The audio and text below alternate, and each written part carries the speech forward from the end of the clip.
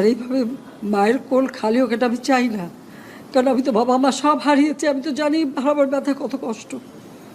কিন্তু সেই কষ্ট বুকে নিয়েই তো ফিরে আসতে এদেশের মানুষের জন্য। এখানে আমার তো কোনো চাওয়া পাওয়া নাই, আমি তো আমাদের ছেলে মেয়ের জন্য কিছু করিনি, শুধু তাদের লেখাপড়া, নিজেরাই চাকরি করছে, নিজেরাই পড়েছে, আমি কতটুকু করতে পেরেছি, কিন্তু আমি দেশের মানুষের জন্য করেছি। আজকে অন্তত মানুষের ভাত কাপড়ের ব্যবস্থা, চিকিৎসার ব্যবস্থা, তাদের কাজের সংস্থা সবই তো করে দিচ্ছিলাম। যাক, আমি আর কিছু বলতে পারি না, আমি যে এগুলি এক একদিন দেখি আর